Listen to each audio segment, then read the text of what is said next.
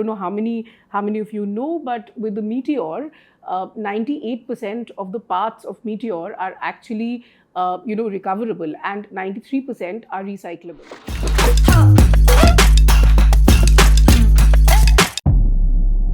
Hello everybody, welcome to Royal Enfield Ride Pure podcast. Today we are here with Ms. Bidisha Dey. She heads the sustainability and community initiatives at Royal Enfield. Welcome Bidisha. Thank you, Chong, for the lovely introduction. And for those of you who don't know Chong, she's actually our lead researcher on one of our very exciting projects, a partnership project with UNESCO. But more on that later. Let's talk in the context of Royal Enfield. So, in the context of the brand, what does World Environment Day mean? Or does it mean anything at all? You know, Chong, when you think of Royal Enfield, you think of motorcycles, you think about riding, you think about this awesome community that we have, riders, who love their riding their motorcycles to the lovely mountains and the beaches, and that's what gets them going, right? That's their bond. And when we think of environment and when we think of climate change, beyond how it impacts, let's say, our operations, the core thought that we've always been talking about is that how does climate change really impact our customers, the riders, right? This rider community. I don't know how many people in our community or how many riders actually realize that climate change and environment and what's happening to the environment today impacts them in more ways than one, particularly their love of riding.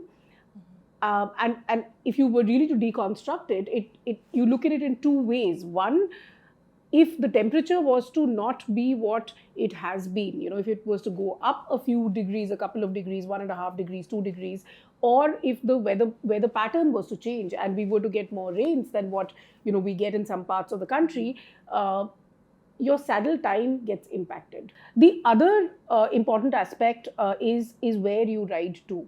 You're riding out to the Himalayas, you want to ride out to the lovely Western Ghats, you want to ride out to Goa, and enjoy these beautiful natural sort of, areas. But are they going to be around? Are you going to have these lovely riding destinations that you can ride to? I think this is more a conversation about future-proofing riding and also the joy, and therefore keeping the joy of riding intact and passing it down to our generations. And I think that's how we think of environment and climate at Royal Enfield. Oh, that's really well put. So, what I gain from what you said is that climate change is something that affects all of us, even the riding community, Right. even the riders. Right. So, it's going to take what, 50, 100 years for all this to happen? And that's why they don't want to do anything about it. But that's a very defeatist kind of attitude, right?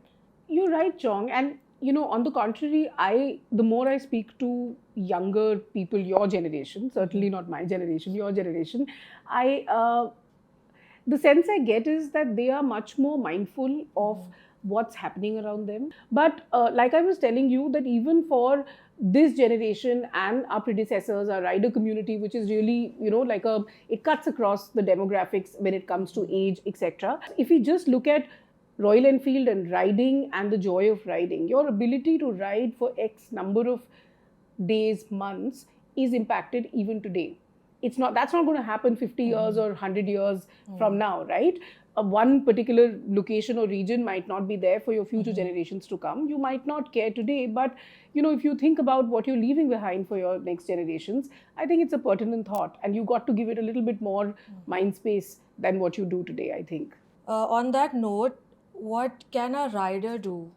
What can the riding community do as a community, maybe in the individual capacity, to make positive changes? If you can just take one small step, carry a water bottle, a reusable water bottle, during your rides, when you're on your rides or your travels, and drink water from that.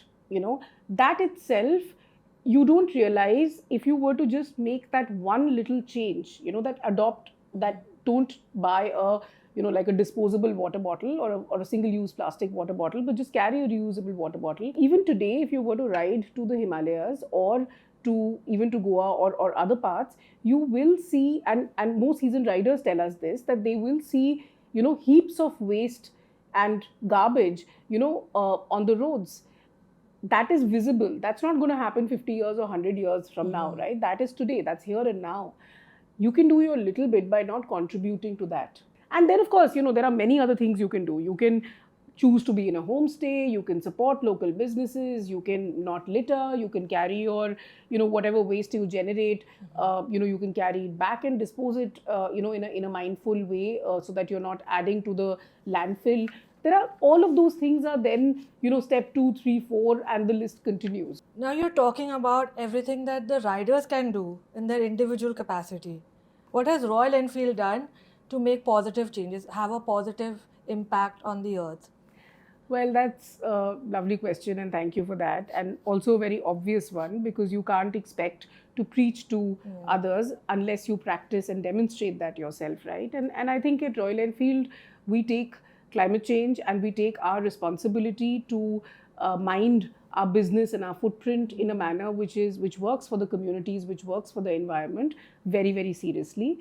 So there are, without getting into the technicalities of it, the way that we look at this entire program is really in 3 steps. One is, what is it that we are doing in our own house, right? So which is the area that we directly control. So our manufacturing units, our office spaces, our warehouse, etc., right? And so there we look at how we can really optimize our footprint. We are using more and more renewable sources of power. We are already water positive. If you look at even the end of life and look at circularity and end of life for our vehicles, we've actually started this. I don't know how many of you know, but with the Meteor, 98% of the parts of Meteor are actually recoverable, and 93% are recyclable. The second step really is looking at our value chain. So we work with our supplier community to look at their norms and how we can really optimize their environment, their performance on all the ESG and the environment parameters. Similarly, we are working with our dealer network, and we are looking at our service stations to make sure that they're consuming the input material is also kind of safe, and when they're servicing your motorcycle, then there is no liquid discharge, that harmful liquid discharge, or that the water is recyclable. Interestingly, if you buy an apparel from Royal Enfield, I don't know if you have noticed, but we do not use plastics to package any of your t-shirts or any of your accessories. What we use is cornstarch, right? So it automatically decomposes. So again, these are little steps that we are kind of taking. We do have our targets of getting to net zero, and how can we do it in a manner which is authentic, what the brand really is, and not just to tick box some kind of list or something like that. But also on our community initiatives front, which is really something that we, I think, I'm super proud and very excited about a program, particularly in the Himalayas. We've said that we will partner 100 Himalayan communities over a long period of time and work with them to build resilience, right? Resilience in the face of climate change. It allows us an opportunity as an organization, as a brand, to also evolve our understanding of climate change and how it impacts us, the communities that we are visiting while being on our ride, our ecosystem, and then how can we work with them to mitigate all of that. So we have lots of programs on ground that we run. We've supported almost 70 homestays in Ladakh. We've worked on renewable power and electrified many villages. We are looking at, in fact, in both the Western Himalayas and in the Eastern Himalayas, we have programs on solid waste management. So we are working on such programs. We are working on a lot of livelihood generation programs. Most of our viewers are from the rider community, so they would want to know how they can contribute. Like, are there any initiatives by Royal Enfield that they can sign up for? Of course, there are volunteering opportunities that we have across all our projects. Let me try and give you an example, right? We have a very, very exciting project and a partnership with UNESCO, where we are looking to document the living heritage, of the Himalayan communities and different communities that the riders ride to. So all we are asking the riders to do is to sign up for this ride, where they act as researchers, right? So they will build their capacity, they will get some training from UNESCO, we will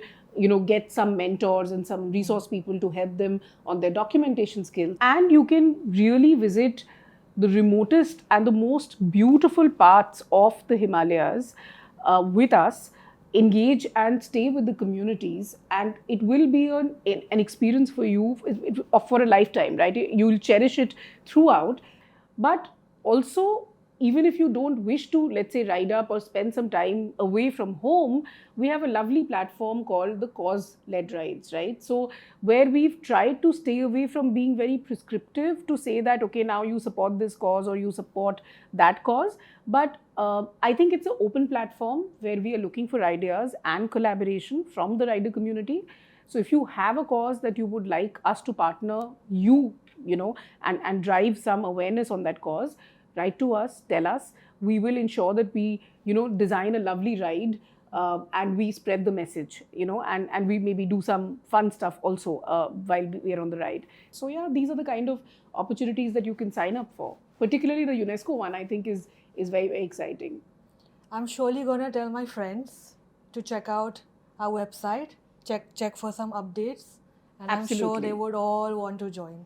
Thank you. We look forward to participation and to be able to spread the word, right? So thank you so much. Yeah. Okay. Thank you, Bidisha, for your time. Lovely chatting with you, John. I hope Royal Enfield will come out with more and more interesting rides that even I can sign up for. Looking forward to that.